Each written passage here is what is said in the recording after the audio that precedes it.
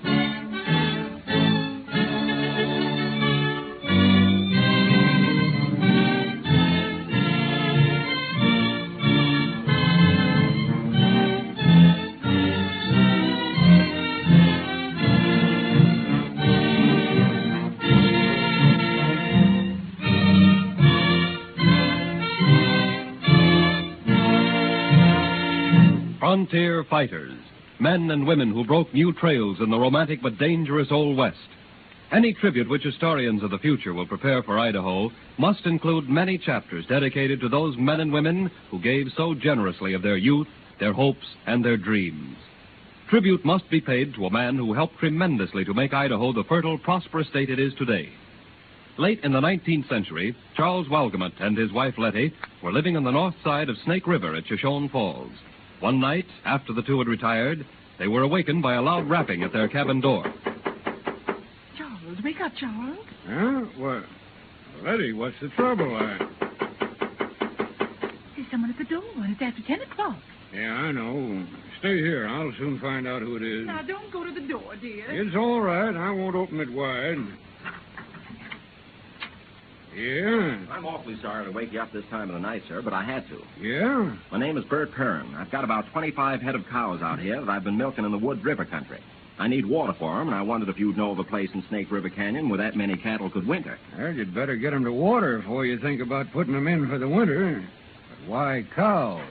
Well, maybe it sounds silly, but I've been selling milk to the miners. Well, all right. Just take your cattle around the hill there and water them in the creek.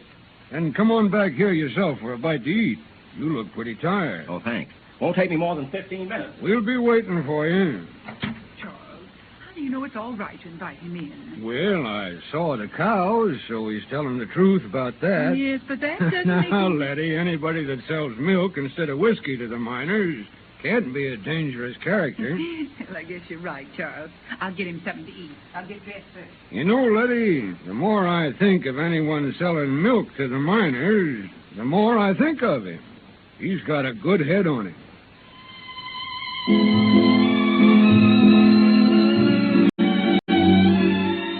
Later that night, Bert Perrine, with the enthusiasm of youth, confided in Charles Walgamot a certain plan. Maybe it's only a dream, Mr. Walgamot, but someday I'm going to make it come true. Dreams sometimes have a pretty good way of coming true, Perrine. If this one would. Well, here. You know that stretch of river that goes tearing its way through the canyon? Yeah. Well, when you look west down the river, you can see on both sides for more than 50 miles. Yeah, all sagebrush, desert country. That's just it, desert country. You see it now, but if my dream comes true, you won't. You'll see a fertile country that will bring farmers from all over the country to farm. Whoa there, Perrine. Now, how can you expect to turn 50 miles of desert into a fertile paradise? The age of miracles is past, you know. But there's always water, and water can work miracles in a desert. Water? Yes, sir. Water, stored up in dams. Water to flow down into that desert country and take it back from nature.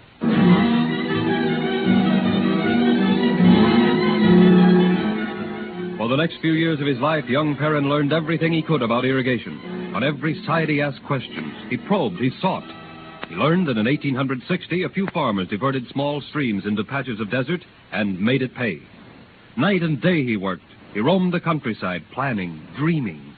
He was trying to turn his scheme into a vital reality, and on all sides he found interest interest, but not the necessary capital. The undertaking was gigantic, and he heard many objections. Yeah, I think it's a fine idea, Mr. Perrine, but almost everybody here in Idaho is poor. We got no money for such a thing.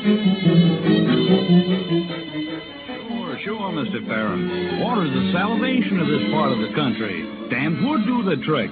But to build them, you've got to have money. Bert, I don't think your plan will ever get beyond the blueprint stage. You've got the right idea, all right, but money, man, where can you get enough of it? Undaunted by failure to attract capital to his gigantic dream, Perrine worked his ranch, but he refused to give up his idea. Then, one day he learned that visiting Idaho from Salt Lake City were Sam Milner and Frank Knox. When Perrine learned they were bankers, he lost no time in outlining his scheme to them. Oh, there it is, gentlemen. I live with this idea night and day. Those sagebrush plains just have to belong to the people. Yeah, it sounds pretty fantastic, Perrine. Not fantastic, Mr. Knox. Just a little more than has ever been dreamed of before. No, Perrine, it's impractical from a money standpoint. Just a minute, Knox. Go ahead, Perrine. Look, here's a map. Now, here's the place where the first dam should be. All this territory, more than 50 miles on both sides of the river, is just waiting to be settled. If you have water, you'll have farmers. If you have farmers, you'll have produce. Produce creates markets. Markets mean railroads. Yes, of course, but you'd have to have the entire country which the dam is to influence surveyed. I know that, Mr. Knox. Uh-huh. And your idea was that Mr. Knox and I should furnish the money for the preliminary surveys? That's it. And the next step would be to organize a company and raise the money to build the dam and canals. And the cost of that? Well, about $1.5 million. Good day, Mr. Perrine. Well, but please. To sink $1.5 million in a wild scheme like... Well, we're sorry, but it's a daydream. Oh, I see. Well, maybe someday somebody will wake up. Goodbye. Thanks. Whoa there, Perrine. That was Mr. Knox speaking. I haven't said a word. Miss Milner, what do you mean? Milner, are you crazy? You can't possibly see any good coming out of this scheme. Knox, a lot of people didn't see any good of people fighting their way out to Utah. Well, there aren't any more frontiers in Utah, but there are here in Idaho.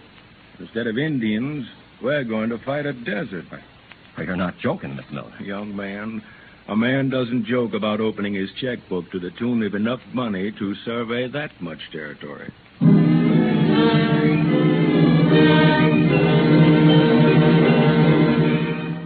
Eventful months swept on. Suddenly, the entire state was talking dams, canals, irrigation. But it was just talk. The months became years. And soon, Bert Perrine was no longer a young man. But his dream was still young. Then, even Sam Milner began to wonder. Bert, I wonder if we're not 25 years ahead of our time. Sam, you're not losing faith, are you? Well, it's no longer a matter of faith, Bert. I've always had that. But you know what Middleton said about the money. But he's just the first one. His word isn't gospel. Not gospel, Bert. But his word may reflect the word of the money crowd upon whom we've got to depend. Sam, I've dreamed of this for plenty of years. It's got to become a reality. There's got to be towns, farms, houses, railroads, where the sagebrush is now. Sam, I can see it. Well, I wish you could see the $1.5 million. That's got to come, too. Yes, we've got to have faith, I suppose. But I'm getting old, Bert. I don't know. I don't know. Sam, somehow, some way, I'm going to get that money. I'm going to show the people with the money that a dream isn't just made out of tinsel and air. I'm going to talk and talk until someone listens.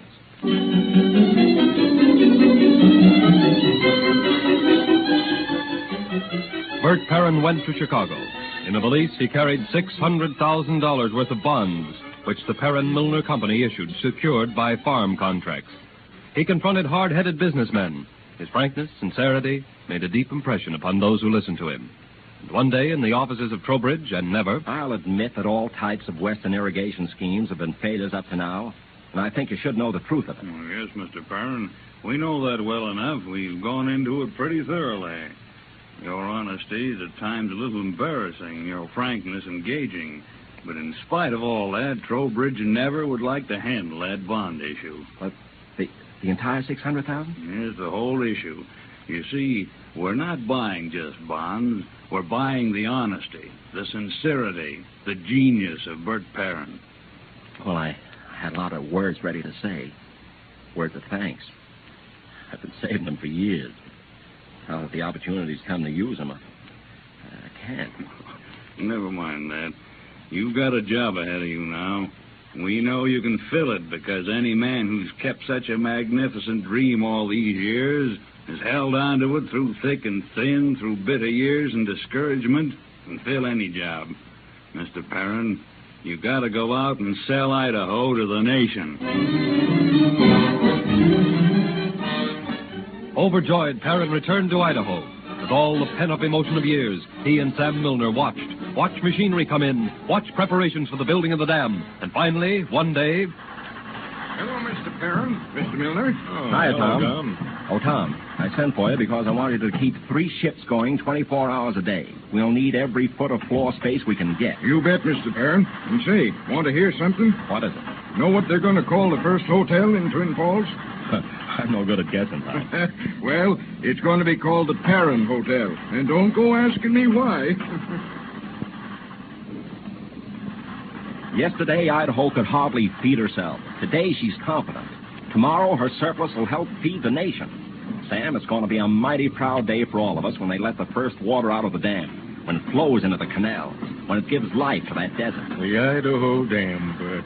No, Sam, not the Idaho Dam. The committee's already decided on the name. What difference does the name make? A lot in this case, Sam. They're going to give it a name it deserves. In honor of the man who saw the desert not as a barren waste, but as a green paradise. Sam, the Milner Dam will be a great thing. The great day dawned when the Milner Dam was to be dedicated. From far and near, they came for the opening of the great dam. Farmers whose lands were to be irrigated. Merchants whose livelihood depended upon the prosperity of the farmers. Men, women, children. The crowd stood waiting as a man was introduced to them. And now we turn these controls over to Mr. I.B. Perrine, the father of irrigation in Idaho. A man by whose faith, vision, and courage this Milner Dam is today made possible. The man we all know and love, Bert Perrine. Friends, at a time like this, words are futile. I can only say, well, that this is a great day for all of us, for Idaho. The minute this water goes down the spillways and into the canals, 50 miles of parched desert will drink the water to turn them into miles of green, fertile land. For you, through the spillways of Milner Dam, I give to America a new and conquered frontier.